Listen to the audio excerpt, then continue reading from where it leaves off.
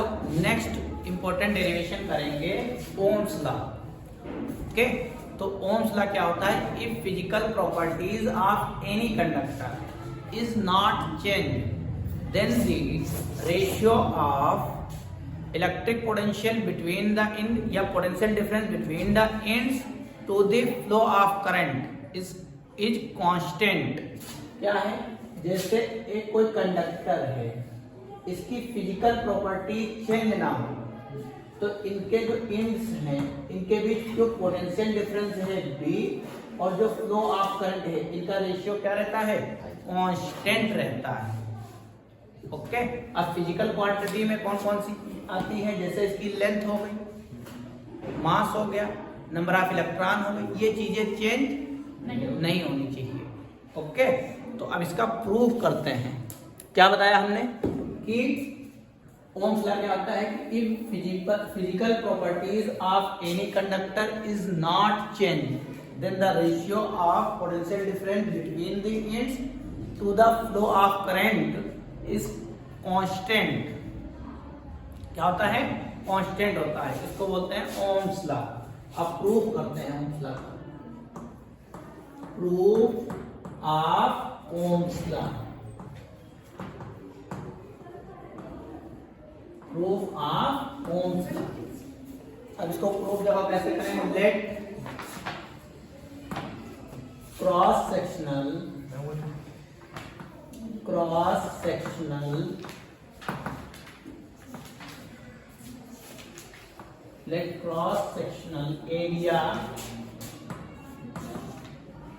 area of conductor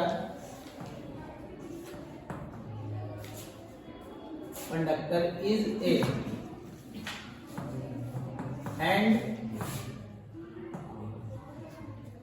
length उसकी कितनी है? L, number of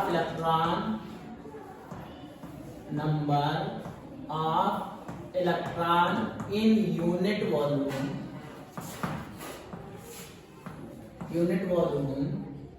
में नंबर ऑफ इलेक्ट्रॉन कितने हैं? N है। ओके, जैसे कंडक्टर है,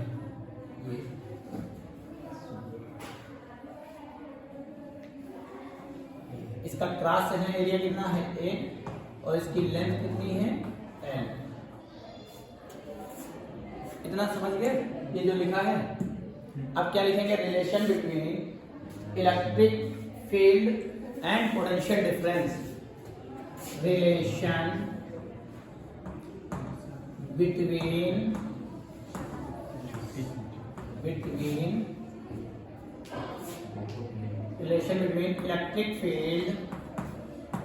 इलेक्ट्रिक फील्ड एंड पोटेंशियल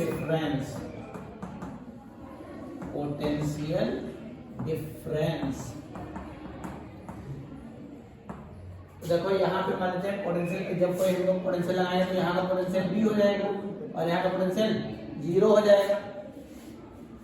मान लेते हैं हायर पोटेंशियल हमने लगाया, मतलब कोई पोटेंशियल लगाया इलेक्ट्रिक फील्ड, तो यहाँ का पोटेंशियल प्लस ये पॉजिटिव साइन के साथ इसको नेगेटिव, तो यहाँ का पोटेंशियल मैक्सिमम होगा, यहाँ का पोटेंशियल मिनिमम होगा। तो यहाँ से इधर की तरफ पोटेंशियल जाएगा तो पोटेंशियल का ड्रॉप हो रहा है। अच्छा, जाते जाते कितना हो गया? यहाँ तक आते आते 0 हो गया। जी सर, यहाँ तक आते आते 0 हो गया, मगर कितनी लेंथ चली? N length. ओके, तो E इक्वल टू कितना हो जाएगा? B/L। E equal to B/L। समझ गए? इलेक्ट्रिक फील्ड क्या है? इनके बीच में इलेक्ट्रिक फील्ड कितनी आ जाएगी? E equal to B/L। इतना समझ गए? आगे देखो, आगे क्या है? Force on electron. तो फोर्स ऑन इलेक्ट्रॉन, इलेक्ट्रॉनों पे जो फोर्स लग रहा होगा वो कितना होगा? F equal to m into A। Okay, F equal to m into A और फोर्स ऑन इलेक्ट्रॉन F बराबर m इंटू A। ये होगा। और क्या लिख सकते हैं? अच्छा, एक इलेक्ट्रिक फील्ड का फार्मूला और भी पढ़े, E equal to F upon Q. तो F equal to Q into E. अब इलेक्ट्रॉन की बात हो रही है इसलिए Q की जगह E हो जाएगा। तो F equal to Q E into capital E equal to M into है, यही तो लिख सकते हैं। ये न्यूटन का थर्ड लॉ हो गया, जो सॉरी न्यूटन लॉ हो गया। यहाँ से E equal to MA upon E, ये होगा MA अपॉन E। E की वैल्यू क्या है? B/L। तो यहाँ B/L लगते हैं, इसकी वैल्यू यहाँ पर पुट करते हैं। तो B/L equal to MA upon E। यहाँ से A की वैल्यू निकालो। A की वैल्यू क्या आ जाएगी? A equal to EB upon ML। ये तो आएगा। इतना समझ गए? इसमें कोई दिक्कत? अब क्या लिखेंगे? लेट थर्मल वेलोसिटी ऑफ, इसमें जो इलेक्ट्रॉन है उनकी जो वेलोसिटी है वो थर्मल वेलोसिटी है। Let thermal velocity of electron is v1 v2 v3 dot dot dot, कहाँ पे जाएंगे? Vn तक जाएंगे। एंड ड्रिफ्ट वेलोसिटी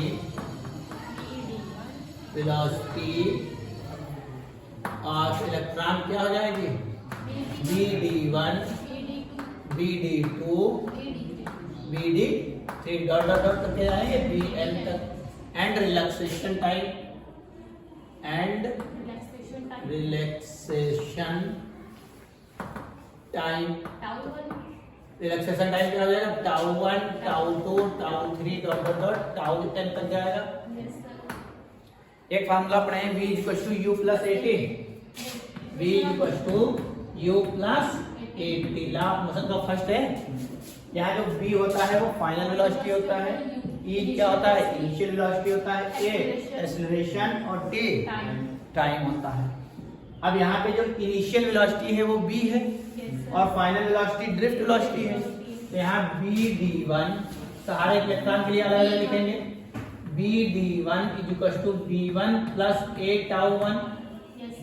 ऐसे ही Vd2 लिखेंगे, क्या हो जाएगा? V2 plus A τ2। और Vd3 लिखेंगे, क्या हो जाएगा? V3 plus A τ3 dot dot dot, ऐसे ही जाएंगे। nवे के लिए nth इलेक्ट्रॉन के लिए Vdn equal to Vn plus A τn, यही होगा। अब क्या लिखेंगे? Average thermal velocity, sorry average drift velocity, average drift velocity. तो एवरेज ड्रिफ्ट वेलोसिटी क्या आ जाएगी? Vd equal to Vd1 plus, अरे एवरेज कैसे निकालते हैं? सबको सम करो, टोटल नंबर से डिवाइड कर दो। Vd1 Vd2 plus Vd3 plus dot dot dot Vdn upon n, यही होगा। अब यहाँ सबकी वैल्यू पुट करें। Vd इक्वल टू, यहाँ क्या लिख सकते हैं? V1 plus A τ1 plus V2 plus A τ2 plus V3 plus A τ3 dot dot dot Vn plus A τn upon n। अब V वाले एक साइड लिख लें। तो Vd equal to V1 plus V2 plus V3 plus dot dot dot Vn upon n, यही तो होगा। और यहाँ से A τ1 है, A τ2 है, A τ3 है, एक कॉमन ले ले प्लस A कॉमन ले लो और बाकी क्या लिख सकते हैं? τ1 प्लस τ2 प्लस τ3 और dot dot dot τn upon n। अच्छा, एवरेज थर्मल वेलोसिटी किसके बराबर होती है? एवरेज थर्मल वेलोसिटी 0 के बराबर होती है। तो ये जो थर्मल वेलोसिटी तो लिखी है और ये सबका n से डिवाइड है, तो एवरेज थर्मल वेलोसिटी हो गई। तो average thermal velocity,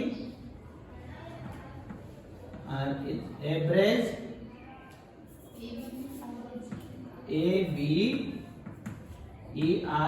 average thermal velocity किसके बराबर होती है? 0 के बराबर होती है। तो यहाँ क्या लिखा है? ये एवरेज थर्मल वेलोसिटी हो गई v1 plus v2 plus v3 plus dot dot dot plus vn upon n is equal to 0। और ऐसे ही ये क्या लिखा है? Average relaxation time. तो इसको मान सकते हैं, इसको क्या मान सकते हैं? τ1 plus τ2 plus τ3 plus dot dot dot plus τn by n। इसको मान सकते हैं टाउ। क्या मान सकते हैं? टाउ। अब यहाँ रखो, इन सब की वैल्यू रखें, इसकी 0 और इसकी टाउ, तो हो जाएगा BD equal to A tau. और A क्या निकाले थे? इसकी वैल्यू यहाँ पुट कर दूं, तो BD is equal to A की जगह EV upon ML into tau. ये भी एक फार्मूला हमारा बन गया। कभी कभी पूछ लेता है drift velocity and relaxation time में रिलेशन का, तो ये हो गया। अच्छा, एक फार्मूला पढ़ा है relation between current and drift velocity. Relation between current and drift velocity. Drift velocity क्या होता है? I is equals to NEA BD। I is equals to NEA BD। अब BD की वैल्यू यहाँ पुट कर दूं, तो I is equals to NEA EB upon ML into tau. समझ गए? अब ये जो B है इसको नीचे ले आओ। ये जो B है इसको कहाँ ले आएंगे? नीचे। तो क्या बन जाएगा यहाँ पे? I upon B is equal to NE square A tau upon ML। समझ गया बेटा? अब इसको क्या करेंगे? उल्टा कर दो। यहाँ पे जब उल्टा कर देंगे तो क्या बनेगा? B upon I is equal to ML upon NE square A tau. इसको ध्यान रखना, यहाँ उल्टा जरूर करना है इसको, रेसिप्रोकल करके ही लिखना है। अब देखो B अपान I कांस्टेंट का बढ़ेगा जब उसका मास कांस्टेंट रहेगा। लेंथ बढ़ जाएगी क्या कंडक्टर की? नहीं। नंबर ऑफ इलेक्ट्रॉन बढ़ जाएंगे कंडक्टर में? नहीं। और चार्ज ऑफ इलेक्ट्रॉन? नहीं। Cross sectional area? नहीं। अच्छा, रिलैक्सेशन टाइम? नहीं। तो ये सारे कांस्टेंट हो गए? Yes sir. तो B अपान I भी क्या हो जाएगा हमारा? कांस्टेंट हो जाएगा। ठीक है? अब देखो प्रूफ हो गया। Yes sir. अब प्रूफ हो गया। अब देखो दूसरा क्या पूछता है? एक तो ओम्स लॉ यहाँ से हो गया, दूसरा relation between current and drift velocity. Relation between current and drift velocity कहे तो यहाँ तक relation between drift velocity and relaxation time, तो यहाँ तक करना है। तीसरा होता है कि रेजिस्टेंस को प्रूव करो। आर प्रूव दैट, क्या पूछता है? प्रूव दैट क्या पूछता है? R is equal to ML upon NE square A tau. अगर ये पूछे तब भी हमें कहां तक आना है? यहाँ तक। ये पूरा डेरिवेशन शुरुआत से करेंगे। कहां तक? यहाँ तक। और हम जानते हैं कि जो B अपान I जो होता है ओम्स लॉ में, V अपान I किसके बराबर होता है? रेजिस्टेंस के बराबर होता है। तो B अपान I की जगह क्या लिख देंगे? R लिख देंगे। देखो प्रूफ हो जाएगा। दूसरा एक ये प्रूफ हो गया, एक ये हो गया। तो इस डेरिवेशन से हम लोगों ने कितने कर लिए? 3 प्रूफ। अच्छा, एक चीज देखो, यहाँ पे समझ में आया था? फोर्स ऑन इलेक्ट्रॉन ये हो गया, और E equal to F upon Q। तो F equal to Q upon E, ये तो फार्मूला आप लोग जानते हैं। ये न्यूटन लॉ से लिखेंगे। ये न्यूटन अकॉर्डिंग टू न्यूटन। ये चीज समझ गए थे ना? Yes sir. ओके, यहाँ तक समझ गया ये चीज? Yes sir. ओके, चलो ठीक है, ये इंपॉर्टेंट है। ओके।